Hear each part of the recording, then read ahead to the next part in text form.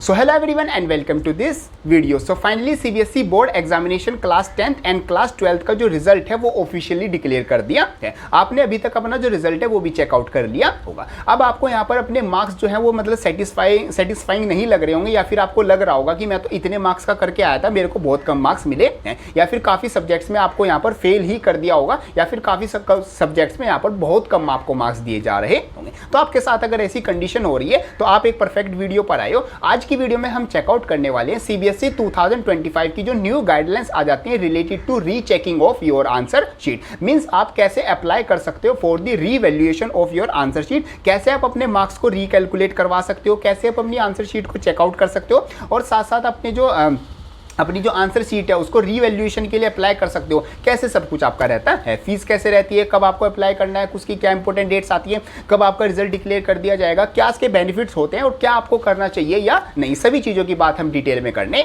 वाले हैं। तो बिल्कुल डिटेल में आप इस अच्छे से वीडियो देखते हैं ना। सो शुरू करते हैं। So hello everyone, my name is Gaurav, I hope you are doing well. So सबसे पहले हम अपनी इंपॉर्टेंट डेट्स की बात कर लेते हैं कि जो आपकी रीवैल्यूएशन होगा या फिर रीचेकिंग आप अप्लाई करोगे तो आपको कब से करनी है। तो देखो जैसे सीबीएसई का जो रिजल्ट है वो 13 मई 2025 को डिक्लेयर किया गया, तो उसके ऑन अराउंड यहाँ पर आपके 5 to 10 डेज बाद आपकी जो रीचेकिंग का प्रोसेस है वो स्टार्ट होता है। मींस अभी आपका जो मतलब कि अभी तो कुछ दिन आपका रिजल्ट का ही प्रोसेस चलेगा, उससे 5 to 10 डेज बाद आपका यहाँ पर जो रिजल्ट है मतलब कि जो रीचेकिंग के लिए जो लिंक है वो एक्टिवेट किए जाते हैं। बट आपको यहाँ पर मतलब कि एक्टिव रहना होगा, हो सकता है कि 2-3 दिन बाद भी कर दिया जाए या फिर 10-15 दिन बाद भी उसमें लग सकते हैं। वैसे जैसे ही आ जाएगा वो भी मैं आपको चैनल पर आके यहाँ पर वीडियो के थ्रू बता दूंगा। तो सबसे पहले तो आपको यहाँ पर एक्टिव रहना है कि जैसे ही आपका जो चेकिंग का जो रिजल्ट मतलब कि जो लिंक है वो एक्टिवेट किया जाएगा। बेसिकली 3 टाइप्स ऑफ लिंक यहाँ पर आपके एक्टिवेट किए जाते हैं। सबसे पहले तो होता है आपका आंसर शीट का। देखो यहाँ पर 2025 से पहले क्या होता था, पहले आपको यहाँ पर अपने मार्क्स दिखाए जाते थे। मीन्स आपको यहाँ पर आंसर शीट नहीं दिखाई जाती थी,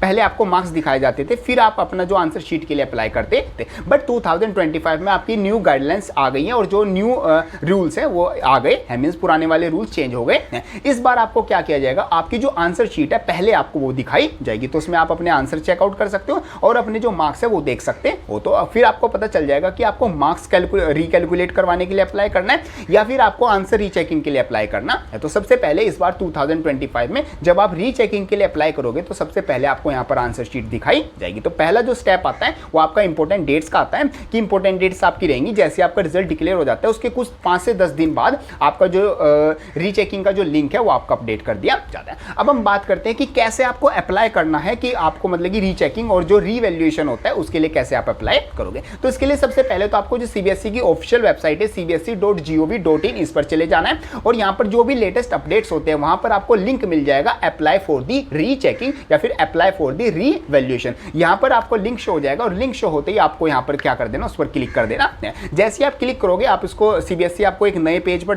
रीडायरेक्ट कर देगा और वहां पर आपको दिख जाएगा एक फॉर्म आपको लिखेगा, उसमें आपसे कुछ पर्सनल डिटेल्स पूछी जाएंगी, आपका नेम और रोल नंबर, और फिर आपको सब्जेक्ट से रिलेटेड डिटेल्स पूछी जाएंगी कि आप किस सब्जेक्ट में यहाँ पर रीचेकिंग अप्लाई करना चाहते हो, उस सब्जेक्ट का कोड पूछा जाएगा, उस सब्जेक्ट में मतलब किस डेट को आपका एग्जाम हुआ था, ये बेसिक डिटेल्स आपकी पूछी जाएंगी, और कितने मार्क्स आपके अभी है वो आपसे पूछा जाए।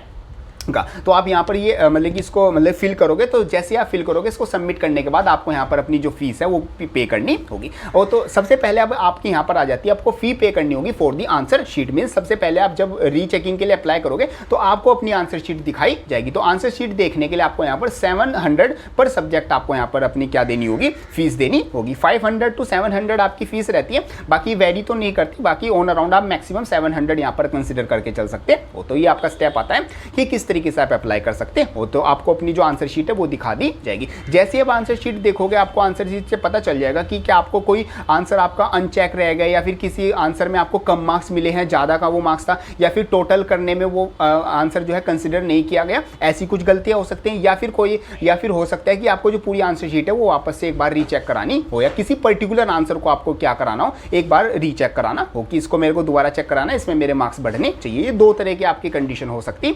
अब आपको क्या करना होगा, इन दोनों कंडीशन के अकॉर्डिंग आपको अप्लाई करना होगा। अगर आप किसी एक पर्टिकुलर क्वेश्चन या 1 2 3 या फिर मैक्स टू मैक्स आप 10 आंसर आप क्या करा सकते हो, रीचेक करा सकते हो। तो जिस भी आंसर को आप रीचेक कराना चाहते हो, आप उस आंसर का नंबर और वो क्वेश्चन नंबर आप उसमें फिल कर दोगे, अपने फॉर्म में वो फिल करना होगा। उसके लिए आपको यहाँ पर 100 रुपीज़ पर आपको आंसर यहाँ पर देने होंगे। और यहाँ पर एक चीज़ का ध्यान रखना, अगर आपका आंसर जो है उसमें मार्क्स इंक्रीज हो जाते हैं तो आपके ये 100 रुपीज़ आपको रिफंड हो जाएंगे, और अगर आप मार्क्स इंक्रीज नहीं होते या फिर मार्क्स और डिक्रीज हो जाते हैं तो 100 रुपीज़ आपको रिफंड नहीं दिए जाएंगे। एक तो ये काम हो गया, आप पर्टिकुलरली एक आंसर को रीचेक करा सकते हो। एक होता है आपका जो मार्क्स को रिकैलकुलेट करवाना, मीन्स आपके टोटल मार्क्स थे उसमें से जो इंडिविजुअल मार्क्स थे उसमें से कोई मार्क्स आपके मतलब कि इग्नोर हो गए हैं, तो वहां पर आप अप्लाई कर सकते हो। उसके लिए आपको देना होगा 500 पर सब्जेक्ट, तो उसमें आपको टोटल मार्क्स आपके दिए जाएंगे, और अगर कुछ भी मार्क्स आपके कम थे तो आपको इंक्रीज होकर वहां पर मार्क्स मिल जाएंगे। तो इस तरीके से आप यहां पर क्या कर सकते हो, उसको अप्लाई कर सकते हो। अब हम यहाँ पर बात करते हैं इस चीज़ का बेनिफिट क्या रहता है। देखो यहाँ पर आज तक जिन भी बच्चों ने यहाँ पर रीवैल्यूएशन के लिए अप्लाई किया, रीचेकिंग के लिए अप्लाई किया, उनमें से 90% बच्चों के यहाँ पर जो मार्क्स है वो इंक्रीज ही हुए हैं। मीन्स 1-2 मार्क्स या 3-4 मार्क्स यहाँ पर बढ़ के ही आए हैं, क्योंकि कुछ ना कुछ यहाँ पर गलतियाँ कई बार CBSE मतलब जो चेकिंग करता है उससे भी हो जाती है। बट ज़रूरी नहीं है कि आपके जो मार्क्स है वो हर बार बढ़ के ही आएंगे। हो सकता है CBSE ने आपको पहले से यहाँ पर काफ़ी अच्छे मार्क्स दे रखे हो, आपने कुछ इतना अच्छा आंसर नहीं लिखा कि उसमें आपको मार्क्स दिए जाएँ। तो सबसे पहले आप यहाँ पर कर सकते हो, अगर आपको 1% भी डाउट है कि यार मैंने अपना एग्जाम अच्छा करके आया था बट मेरे को यहाँ पर मार्क्स क्या है कम दिए, तो आप यहाँ पर अपनी जो आंसर है उसको आंसर शीट फोटो कॉपी के लिए क्या कर सकते हो, अप्लाई कर सकते हो। उसका लिंक जैसे ही एक्टिवेट होगा वो मैं आपको बता दूंगा। अपनी आंसर शीट चेक करने के बाद आप यहाँ पर सोच सकते हो कि मेरे को मार्क्स मतलब कि मेरे को कोई आंसर क्या रीचेक करवाना है या फिर मेरे को अपने जो मार्क्स है वो रिकैलकुलेट करवाने हैं। अपनी आंसर शीट देखने के बाद आप ये वाला जो डिसीजन है वो ले सकते हो। बाकी यहाँ पर मतलब कि ये फैसला आप पर ही रहेगा। बाकी अगर आपको 1% भी डाउट है कि मेरे मतलब कि 1% भी कॉन्फिडेंस है कि मेरे मार्क्स बढ़ सकते हैं, तो यस आपको अप्लाई करना चाहिए। 1500 रुपये की कोई बात नहीं होती, मतलब अगर आपके मार्क्स इंक्रीज हो गए तो आगे चल के आपको हेल्प ही होंगे। अब हम बात करते हैं मतलब कि इसका मतलब कि बेनिफिट क्या होते हैं। तो सबसे पहले तो आपके मार्क्स इंक्रीज हो सकते हैं।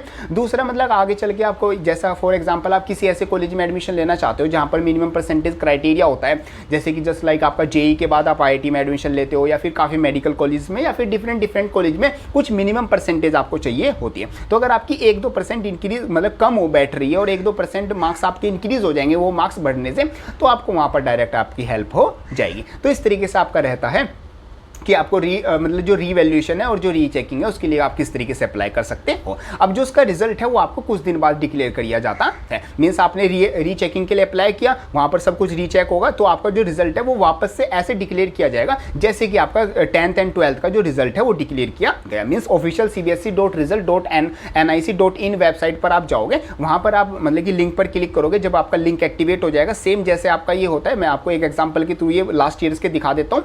अब आप यहाँ पर अप्लाई करो, मतलब कि यहाँ पर आपको शो हो जाएगा कि class 10th and class 12th के लिए जो रीवैल्यूएशन वाली जो आंसर शीट्स हैं उनके मार्क्स कितने इंक्रीज हुए हैं, रोल नंबर वाइज आपको पता चल जाएंगे, तो आप अपने मार्क्स वहाँ से देख सकते हो। और अगर आपके मार्क्स इंक्रीज हो गए तो आपके लिए मतलब यहाँ पर अच्छी बात है, आपको यहाँ पर मतलब कि एक्स्ट्रा से मार्क्स दिए जाएंगे और साथ साथ आपकी जो भी फीस लगी है वो आपको यहाँ पर रिफंड कर दी जाएगी। तो इस तरीके से प्रोसेस रहता है for the revaluation of the CBSE board examination 2025। सबसे पहले आपको आंसर शीट दिखाई जाएगी, फिर आप डिसाइड करोगे कि मेरे को यहाँ पर मार्क्स रिकैलकुलेट करवाने या फिर मेरे को कोई आंसर यहाँ पर रीचेक करवाना है। ये आप चेकआउट करोगे, इसके अकॉर्डिंग आप फी पे करोगे और आपका जो रिजल्ट है वो डिक्लेयर कर दिया जाएगा। ये सब कुछ आपका आ जाता है रिलेटेड टू दिस वीडियो। बाकी कोई डाउट आता है उसको आप कमेंट बॉक्स में लिख सकते हो।